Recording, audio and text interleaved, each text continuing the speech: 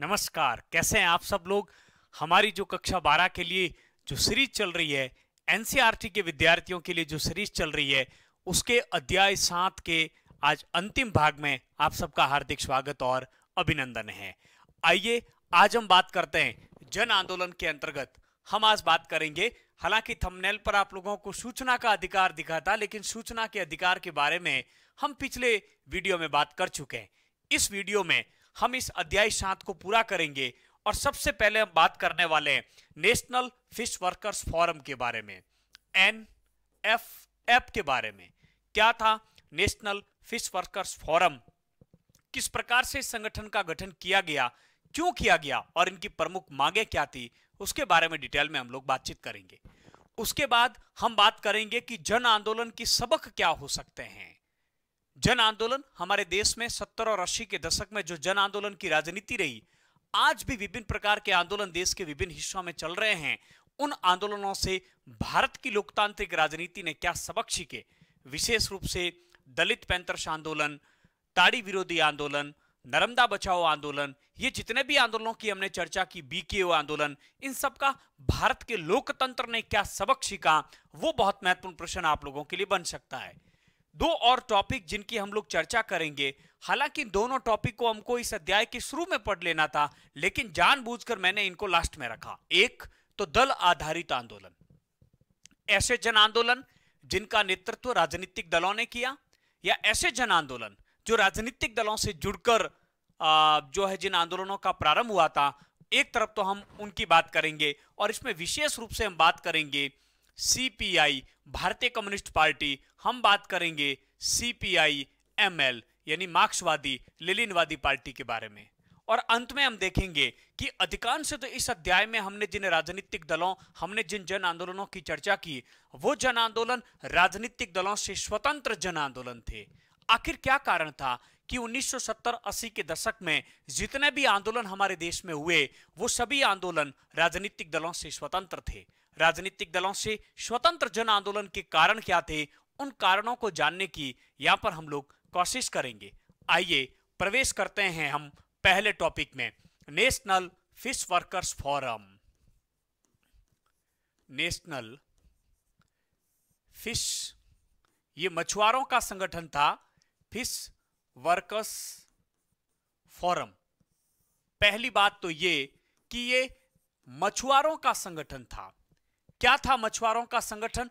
मछुआरों को 1980 के दशक में एनएफएफ के गठन की आवश्यकता क्यों महसूस हुई, इसके मुख्य कारण क्या थे? एनएफएफ के गठन का मुख्य कारण यह था कि केरल और भारत के तटीय पूर्व और पश्चिमी तटीय क्षेत्र में रहने वाले हजारों हजार मछुआरों की परिवारों की मुख्य आजीविका का साधन था मछली पकड़ना, और मछली मारने के व्यवसाय से वो लोग संलग्न थे, उनकी आजीविका का ये साधन था। लेकिन भारत सरकार के द्वारा मशीनीकृत मत्स्य आखेट की अनुमति देना, बॉटम ट्राउलिंग प्रौद्योगिकी के द्वारा समुद्र की गहराई में जाकर मछली पकड़ने की अनुमति देना, बहुराष्ट्रीय कंपनियों को लाइसेंस देना और व्यावसायिक उद्देश्य के लिए मछली पकड़ने की जो अनुमति दी गई, इस बात को लेकर 1980 के दशक में केरल के मछुआरों के द्वारा एनएफएफ यानी नेशनल फिश वर्कर्स फोरम संगठन का गठन किया गया और अपने समधर्मा हमपेशों को एकत्रित करके, विशेष रूप से महिलाओं को भी इसमें एकत्रित किया गया और भारत सरकार के विरुद्ध लड़ाइयां लड़ी। 1997 में उनकी पहली कानूनी जीत हुई। वर्ष 2002 में दिल्ली के अंदर एक बहुत बड़ी राष्ट्रीय हड़ताल का इनके द्वारा आयोजन किया गया। इनकी मुख्य मांग ये थी कि यदि मशीनों से मछलियों को पकड़ा जाएगा, बॉटम ट्राउलिंग की प्रौद्योगिकी से यदि मछलियों को पकड़ा जाएगा, बहुराष्ट्रीय कंपनियां यदि समुद्र में जाकर मछलियों का दोहन मत्स्य आखेट करेगी या मछलियों को मारने का काम करेगी, तो हमारी आजीविका के साधन क्या हो जाएंगे, समाप्त हो जाएंगे। अतः इन्होंने इस बात का जबरदस्त क्या किया, विरोध किया, क्योंकि इनका मानना था कि मछली पालने या मछली मारने के व्यवसाय से हम लोग जुड़े हुए हैं और ये हमारी आजीविका का मुख्य साधन है। आइए कुछ महत्वपूर्ण बिंदु को लिखकर हम लोग बात करते हैं। ये आंदोलन प्रारंभ हुआ विशेष रूप से केरल से। केरल के मछुआरों ने 1980 के दशक में इस नेशनल फिश वर्कर्स फोरम यानी एनएफएफ का गठन किया। पहली बात तो ये। दूसरी बात, केरल के मछुआरों ने केरल और उसके आसपास के मछुआरों को इस संगठन से जोड़ने की कोशिश की ताकि ये सब लोग एकत्रित होकर भारत सरकार की गलत नीतियों का विरोध किया जा सके। वैसे मत्स्य पालन, मत्स्य जो आखेट है, ये किस सूची का विषय है, ये भी आप लोगों को ध्यान होना चाहिए। ये राज्य सूची का विषय है। किस सूची का विषय है? राज्य। इसलिए ये जो संगठन बने वो स्थानीय संगठन थे, स्थानीय स्तर पर ये बने थे और स्थानीय स्तर पर ही राज्य सरकारों से विशेष रूप से इन्होंने लड़ाइयां लड़ी थी। लेकिन मुझे लगता है कि प्रश्न जो बनने वाला है वो ये बनने वाला है कि नेशनल फिश वर्कर्स फोरम का गठन क्यों किया गया। इसके 3-4 कारण हो सकते हैं, हम बातचीत कर देते हैं।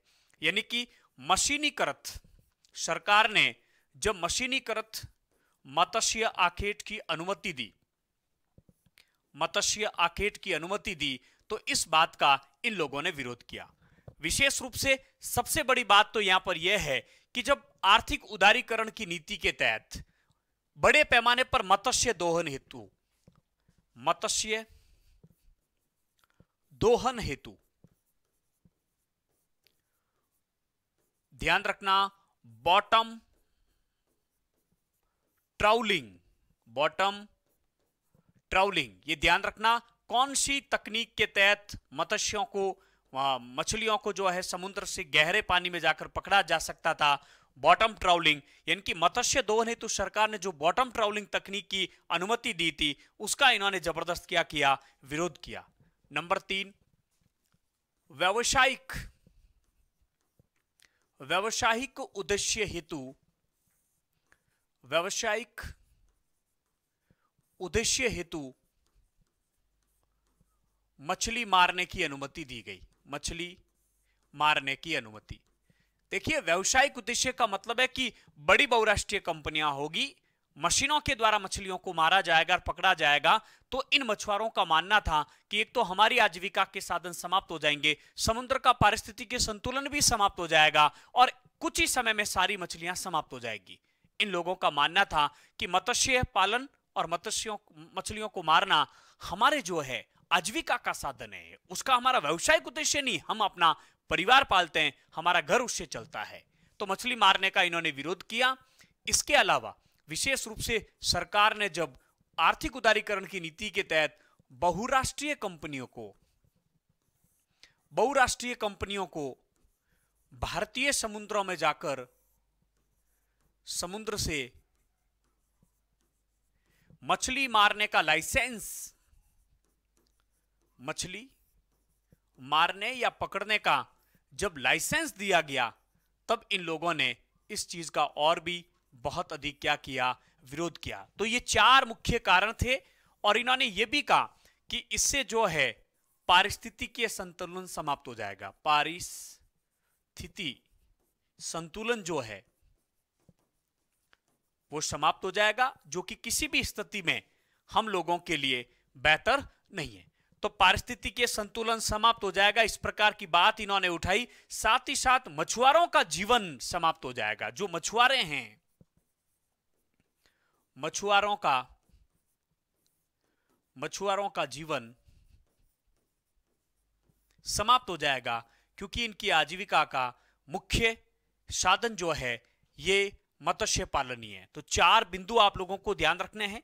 सबसे पहले मशीनीकृत मत्स्य आखेट की अनुमति दी, मत्स्य दोहन हेतु बॉटम ट्राउलिंग की अनुमति दी सरकार के द्वारा, तीसरा व्यावसायिक उद्देश्य के लिए मछली मारने की अनुमति दी गई, और चौथा बहुराष्ट्रीय कंपनियों को समुद्र में जाकर मछली मारने की जब अनुमति दी गई, तब इन मछली पालन के व्यवसाय से जुड़े हुए विशेष रूप से केरल के मछुआरों ने NFF, national fish workers forum का गठन किया। और इसी नेशनल फिश वर्कर्स फोरम के नेतृत्व में सबसे पहले 1997 में भारत सरकार के साथ में, यानी केंद्र सरकार के साथ में, इन्होंने पहली कानूनी लड़ाई लड़ी, कानूनी लड़ाई लड़ी, और उसमें इनको सफलता भी प्राप्त हुई,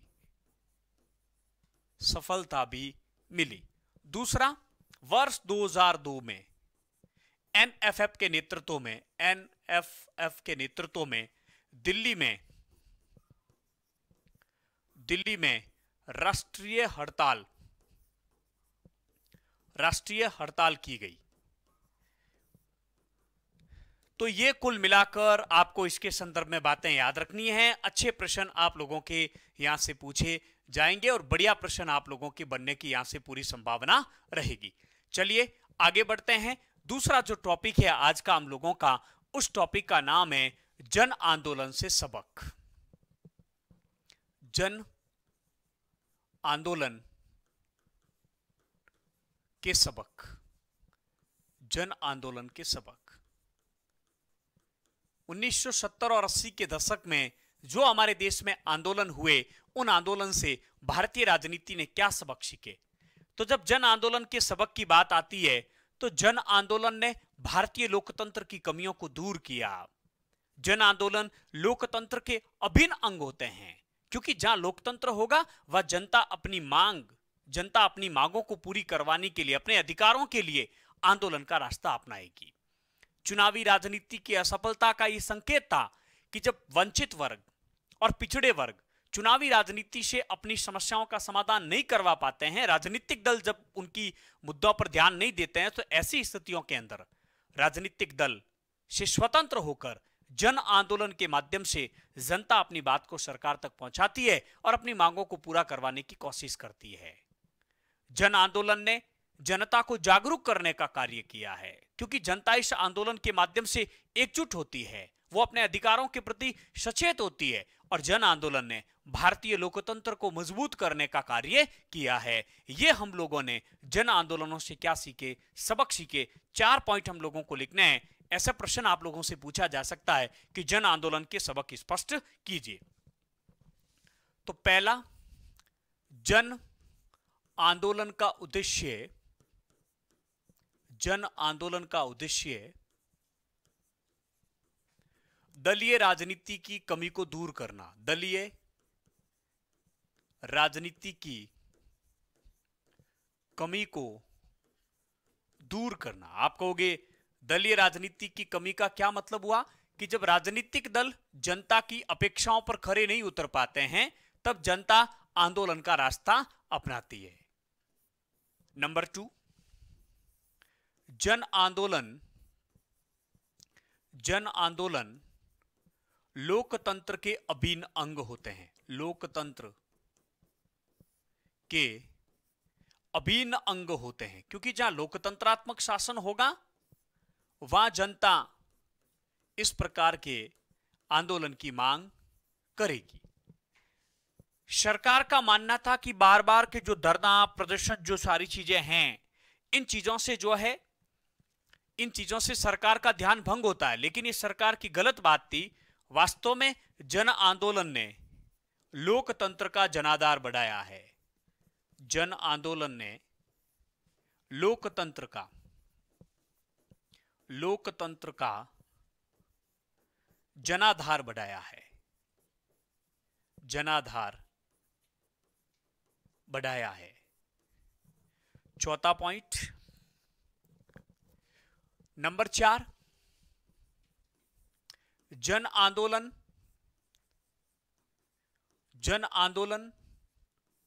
जनता को जागरूक करते हैं। जनता को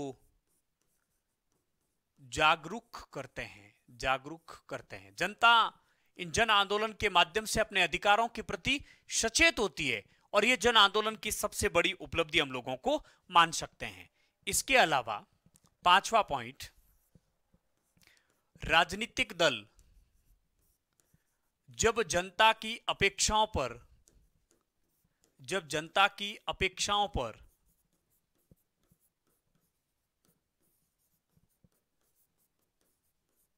खरे नहीं उतर पाते हैं,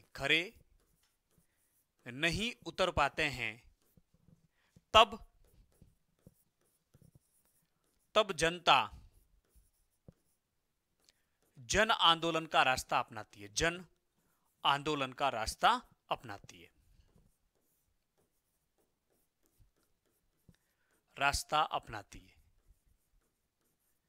विशेष रूप से सामाजिक और आर्थिक रूप से पिछड़े व वंचित वर्ग अपनी बात को राजनीतिक दलों के माध्यम से सरकार तक नहीं पहुंचा पाती है, राजनीतिक दल उनके हितों की तरफ ध्यान नहीं देते हैं, तब ऐसी स्थिति में वो हौसिये पर पिछड़े दलित वंचित वर्ग जो है जन आंदोलन के माध्यम से सरकार पर दबाव डालने की कोशिश करती है। हम सीधे सीधे ये कह सकते हैं कि जब राजनीतिक दल असफल होते हैं तब जन आंदोलन की आवश्यकता होती है और जनता जन आंदोलन करती भी है। अगला तो ये था आपके जन आंदोलन के सबक। तीसरा टॉपिक जो हम आज बात करना चाहते हैं, दल आधारित आंदोलन। दल आधारित आंदोलन, यहां से मुझे नहीं लगता कोई प्रश्न आएगा, लेकिन पाठ्यक्रम में है तो हम लोगों को बात करनी है। आजादी से पहले और आजादी के दौरान ऐसे बहुत से संगठन थे जो राजनीतिक भी थे तो सामाजिक भी थे। बहुत से ऐसे संगठन हैं जो राजनीति से जुड़े हुए थे लेकिन उन्होंने सामाजिक बुराइयों को दूर करने की कोशिश की, जैसे जातीय प्रथा को समाप्त करने की कोशिश, जातीय प्रथा को दूर करने या उसको समाप्त करने हेतु आंदोलन चले। देश में समुचित विकास हो उसके लिए प्रयास किए गए। किसानों के आंदोलन जो है बहुत बड़ी तेज गति से चले, ऐसा भी हम लोगों ने देखा है। तो कुल मिलाकर जो है जन आंदोलन सामाजिक और राजनीतिक मुद्दों से जुड़े थे। किसान आंदोलन, जाति प्रथा को समाप्त करना और मजदूरों के हितों के लिए बहुत से आंदोलन हुए। तो आजादी से पहले भी जाति प्रथा को दूर करने, किसानों के हितों की सुरक्षा करने हेतु किसान आंदोलन और मजदूरों के हितों की सुरक्षा करने के लिए मजदूर संगठन बने और मजदूरों ने भी बहुत से आंदोलन चलाए। ये आजादी से पहले की बात कर रहे हैं। आजादी के दौरान की यदि हम बात करें तो उस दौरान मुंबई, कोलकाता जो बड़े औद्योगिक जो क्षेत्र थे और इसके अलावा कानपुर जैसे बड़े औद्योगिक क्षेत्र में भी विभिन्न प्रकार के मजदूर संगठन बने और इन मजदूर संगठनों को निर्माण करने का कार्य राजनीतिक दलों ने किया। प्रत्येक राजनीतिक दल ने अपने मजदूर संगठन बनाए और उन मजदूर संगठनों के माध्यम से अपना जनाधार बढ़ाने की कोशिश की थी।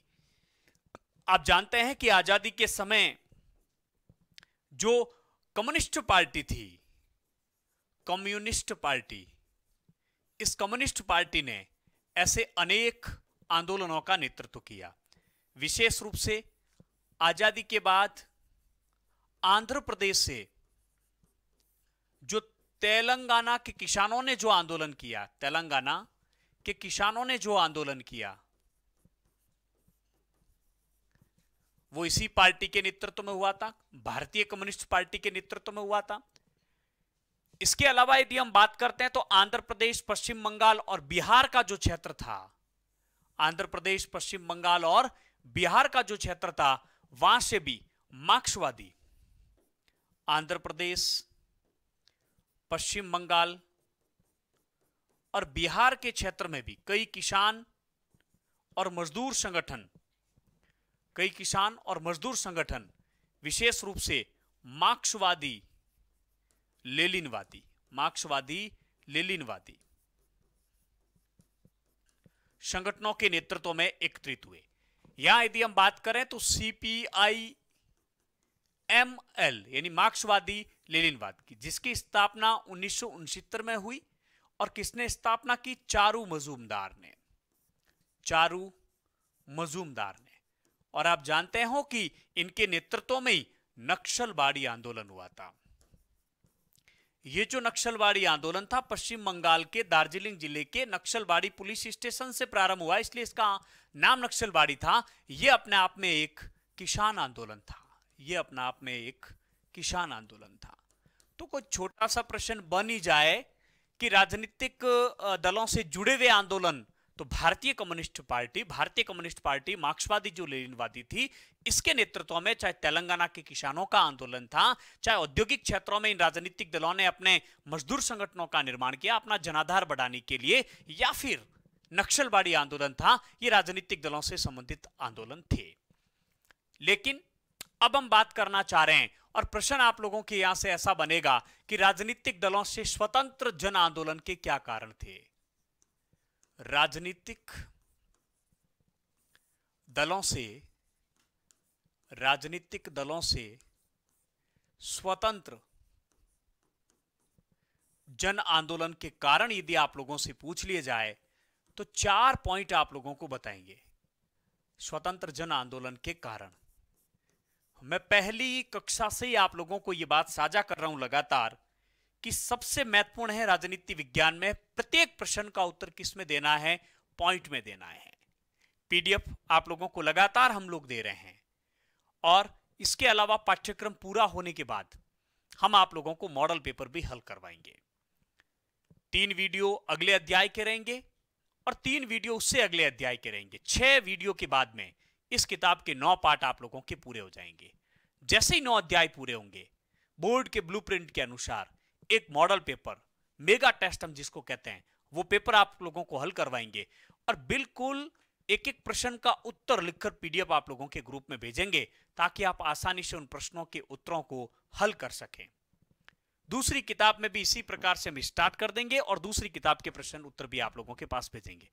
दोनों किताबें जनवरी में पूरी हो जाएगी और उसके बाद हम आप लोगों तक लेकर आएंगे प्री बोर्ड के पेपर, मॉडल पेपर, और वो बहुत महत्वपूर्ण होंगे। लेकिन वो मॉडल पेपर आप लोग तभी हल कर पाएंगे जब ये वीडियो आप लोग देखेंगे, जब इन कक्षाओं से अपना सारा कॉन्सेप्ट क्लियर करेंगे, तब उन प्रश्नों के आप लोग उत्तर दे पाएंगे। प्रश्न क्या बनेगा कि भारतीय राजनीति में राजनीतिक दलों से स्वतंत्र जन आंदोलन होने के कारण क्या थे। हमने जितने भी आंदोलन पढ़े हैं, चाहे वो दलित पैंथर्स था, चाहे वो चिपको आंदोलन था, चाहे वो भारतीय किसान यूनियन का आंदोलन था, चाहे वो ताड़ी विरोधी आंदोलन था, चाहे वो नेशनल फिश वर्कर्स आंदोलन था, चाहे वो सूचना अधिकार आंदोलन था, ये सारे के सारे आंदोलन राजनीतिक दलों से स्वतंत्र जन आंदोलन थे। किसी भी राजनीतिक दल ने इन आंदोलनों का नेतृत्व नहीं किया था। क्या कारण थे कि जन आंदोलन राजनीतिक दलों से दूर होते जा रहे थे, या जन आंदोलनों का नेतृत्व करने वाले लोगों का राजनीतिक दलों से किसी प्रकार का कोई संबंध नहीं था। मैं 4 बिंदु आप लोगों को बताऊंगा। नंबर 1, पहला कारण तो यह था कि भारतीय जो राजनीतिक दल थे, उन राजनीतिक दलों से जनता का मोह भंग हो रहा था। दूसरा, भारत में जो नियोजित विकास की रणनीति अपनाई थी, उस नियोजित विकास की रणनीति से भी जनता का मोह भंग हो रहा था। ये कुछ कारण हम मान सकते हैं जिसके कारण से जो है राजनीतिक दलों से स्वतंत्र जन आंदोलन हुआ। लोकतांत्रिक संस्थाएं और चुनावी राजनीति से भी जनता का मोह भंग होने लगा। देखिए कैसे। पहला पॉइंट, राजनीतिक दलों से जनता का मोह भंग होना। और जब राजनीतिक दल जनता की उम्मीदों पर खरे नहीं उतरे, तब जनता का राजनीतिक दलों से मोह भंग हुआ। और जब जनता का इन राजनीतिक दलों से मोह भंग हुआ, और उसका सबसे बड़ा कारण था कि कांग्रेस के बाद जनता पार्टी की सरकार जो बनी थी 1977 में, क्योंकि जब कांग्रेस की नीतियों से जनता संतुष्ट नहीं थी, तब 1977 में जनता पार्टी को साथ दिया और जनता पार्टी के नेतृत्व में पहली गैर कांग्रेसी सरकार बनी। लेकिन यह राजनीतिक दल पूर्ण रूप से असफल रहा। यह जो गठबंधन की सरकार थी, अस्थिर सरकार थी, कमजोर सरकार थी, ज्यादा समय तक जनता की उम्मीदों पर खरा उतर नहीं पाई। 18-20 महीने के बाद यह पार्टी बिखर जाती है। तब जनता का इन राजनीतिक दलों से क्या हो गया, मोह भंग हो गया। जो गैर कांग्रेसवाद की जो कोशिश की गई थी, जो प्रयास किया गया था, यह गैर कांग्रेसी सरकार पूर्ण रूप से क्या रहती है, अस्थिर रहती है। राजनीतिक अस्थिरता का माहौल पैदा होता है। दूसरा, आजादी के बाद में जो नियोजित विकास की राजनीति अपनाई गई, नियोजित विकास की राजनीति से जनता का मोह भंग, यानी कि सरकार ने आजादी के बाद नियोजित विकास के लिए जो 5 वर्षीय योजनाएं प्रारंभ की थी, और इस नियोजित विकास के 2 बड़े उद्देश्य थे, देश की आर्थिक समृद्धि और नंबर 2 था सामाजिक आर्थिक न्याय की स्थापना, यानी कि आय का समतापूर्वक बंटवारा। लेकिन इन विकास योजनाओं से केवल कुछ लोगों को लाभ मिला, और देश में इन विकास योजनाओं के बावजूद भी, पहली, दूसरी, तीसरी, पंचवर्षीय योजना के बावजूद भी हमारे देश में गरीबी वैसी की वैसी थी, आर्थिक असमानता वैसी की वैसी थी, समस्याएं ऐसे के ऐसे सामने खड़ी थी। इसलिए जनता का इन विकास योजनाओं से जो है मोह भंग हो गया। और इन जनता का जब नियोजित विकास की राजनीति से मोह भंग हुआ, तब उन्होंने राजनीतिक दलों से स्वतंत्र जन आंदोलन की राजनीति को अपनाया था। इस आधार पर समाज में जाति और लिंग के आधार पर असमानताएं बनी हुई थी, गरीबी थी, असमानता थी, बेरोजगारी थी। इन समस्याओं का समाधान नहीं हुआ, तब जनता ने जन आंदोलन का रास्ता अपनाया।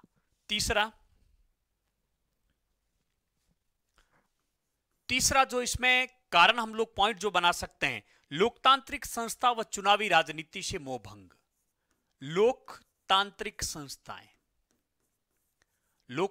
संस्थाओं का मतलब यहां पर कार्यपालिका, व्यवस्थापिका, न्यायपालिका। लोकतांत्रिक संस्था व राजनीतिक दलों से, क्योंकि राजनीतिक दल जब जनता की उम्मीदों पर खरे नहीं उतर पा रहे थे, तो इन लोकतांत्रिक संस्थाओं और राजनीतिक दल से जनता का मोहभंग। मोहभंग का मतलब जनता का विश्वास उठना, और जब जनता का विश्वास उठा तब जनता ने जन आंदोलन का रास्ता अपनाया। आप लोग जानते हैं कि 1991 में 1991 में जब आर्थिक सुधारों की नीति अपनाई गई थी, आर्थिक सुधारों की जो नीति अपनाई गई थी, इन आर्थिक सुधारों की नीति के तहत जो नई आर्थिक नीति अपनाई गई थी, सभी राजनीतिक दल इस नई आर्थिक नीति से सहमत थे, जबकि जनता लगातार इसका विरोध कर रही थी। डब्ल्यूटीओ से कृषि को बाहर रखने का विरोध की जा रही, जनता विरोध कर रही थी। निजीकरण को जो अपनाया गया, एलपीजी की जो नीति अपनाई गई, लिबरलिज्म, प्राइवेटलाइजेशन और ग्लोबलाइजेशन, ये जो नीति अपनाई गई थी, जनता ने इस नीति का समर्थन नहीं किया। जनता लगातार इस बात का विरोध कर रही थी। इन सारी परिस्थितियों के कारण जनता ने इन राजनीतिक दलों से स्वतंत्र संगठन बनाए, राजनीतिक दलों से स्वतंत्र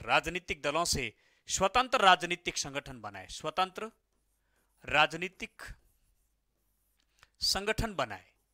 और इन स्वतंत्र राजनीतिक संगठन के तहत स्वतंत्र राजनीतिक संगठन जो राजनीतिक दलों से स्वतंत्र थे, और इन्हीं को हम कहते हैं स्वयं सेवी संगठन। इनकी प्रकृति चूंकि स्वयंसेवी थी, इसलिए इनको कहा गया स्वयंसेवी संगठन।